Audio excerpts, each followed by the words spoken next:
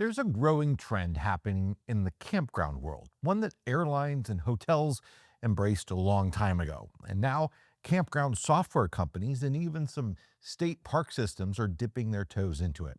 But there's also a lot of confusion because the terms people are using aren't always the right ones. Today, we're breaking down what dynamic pricing actually is and how it's different from flexible pricing and what this all means for the cost of your next camping trip. I'm Jason Epperson, and this is RV Miles. I know pricing strategies isn't the sexiest topic, but stick with me because I think this is important and it could save you money in the long run. I've put out a couple of news videos lately that mention dynamic pricing. One of the biggest reservation software companies that campgrounds use just announced they're rolling out AI assisted dynamic pricing tools. And the state of Oregon says that they're moving to dynamic pricing for their campgrounds by charging different amounts at different times of the year, except that's not really dynamic pricing. And it was clear from some of the comments that this concept is clear as mud, and it's not just Oregon that is confused. So I want to shed some light on how this actually works so you can understand it. A lot of folks hear dynamic pricing and immediately think of something really simple. Summer weekends in the Midwest cost more, winter weekdays cost less, holidays are expensive, that sort of thing. But that's not dynamic pricing. At least that's not all of dynamic pricing. That's flexible or variable pricing. Sometimes people call it seasonal pricing, and it's been around forever. Prices change throughout the year, but they're determined long before you book. They're based on the date that you plan to camp. Now, true dynamic pricing works very differently. Dynamic pricing is real time and it's time based. It changes depending on when you book, not just what date you're booking for. It's the airline model, it's the hotel model, and now increasingly the campground model.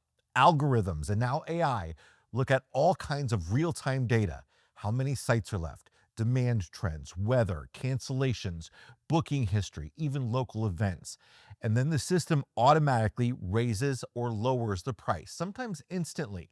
No human is sitting there adjusting the rates manually. The system does it on its own 24/7.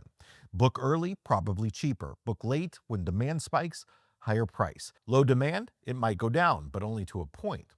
So what Oregon is doing is not dynamic pricing. They're adopting flexible pricing. What all of us would consider normal seasonal changes in pricing, higher weekends, that sort of thing. Flexible pricing means the park sets a rate chart in advance. But once those prices are set, they don't move much. They could change them here and there, but they usually don't move very much. Some campgrounds will just have two rates, one for the busy season, one for the off season.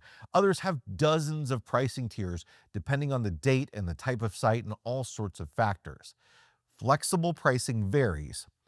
Dynamic pricing adapts. Companies like KOA, North America's largest campground chain, have been quietly using dynamic pricing for years. But with major software platforms now integrating AI tools that make this easier, we're going to see more and more independent private campgrounds adopting full dynamic pricing. Why? Because it works.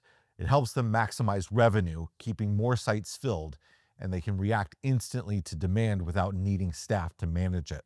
Airlines figured this out in the 1980s. Hotels jumped in soon after. Campgrounds are late to the party, but they're showing up. More in a moment, but first, this episode is sponsored by RVmattress.com by Brooklyn Bedding. Get a real mattress for your RV instead of the cheap piece of foam that it came with at RVmattress.com by Brooklyn Bedding.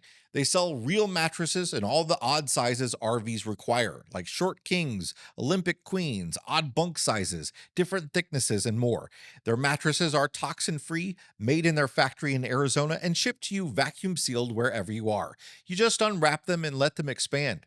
They have a 120-night sleep trial, free shipping, and a limited lifetime warranty. But the best part is the RV Miles community gets 30% off, the best deal they ever offer, any day of the year with code RVMiles at rvmattress.com/RVMiles. That's rvmattress.com/RVMiles with code RVMiles at checkout for 30% off. Now, here's a big misconception though. People think dynamic pricing should mean prices raise when demand is high, but fall way, way down when demand is low. But that's not how it ends up working in the real world. Campgrounds, airlines, hotels, they set a floor, a minimum price, and the algorithms aren't going to go below that. Yes, a campground loses money when a site sits empty, but they also have costs when a site is occupied: electricity, water, sewer, wear and tear. That's not free. But the real reason they have a floor is protecting the perceived value of the site. If one camper pays $75 a night and the next one pays $25, people feel like they're being taken advantage of. Over time, that can hurt the business. So instead, the floor might be $50, and anything lower than that is offered only through promotions, Black Friday deals, coupons, loyalty programs, emails, that sort of thing. But that's one of the pitfalls of dynamic pricing: customer trust. You don't always know if the rate you're seeing is higher than last week or lower than yesterday, because campgrounds aren't going to show you the price history.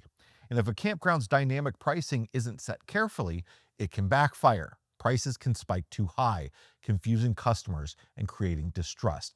We've all seen the distrust in the concert industry, with prices dramatically increasing when there is low availability. And actually, most of that isn't even the promoters doing it, it's actually the secondary market. Side note, this is also why you're starting to see digital price tags at retail stores, like the way they do at Kohl's. It's so they can adjust the price whenever they want automatically. Pricing was a big part of my job back in my days as a theater and concert producer. We learned something interesting. If you add premium seats, people will buy them even if they're not any better than the regular seats, or they're slightly better than the regular seats sitting next to them. Why? Well, because it's a luxury purchase, it's emotional. Campgrounds can do the same thing. Not everybody booking a campsite is doing it for a luxury reason. A luxury reason would mean you're on vacation. A lot of people are booking a campsite looking for the cheapest option, so it doesn't always work, but campgrounds do the same thing. Two sites might be identical, except one has a little gazebo, and that one becomes the premium site. Or maybe it's closer to the bathhouses or something like that. Some people will book the higher price automatically, even if they don't have a need for the little gazebo or to be closer to the bathhouse, because they want the nicer option, even if they have no way of knowing if it actually is nicer. Dynamic pricing leans into that same human behavior.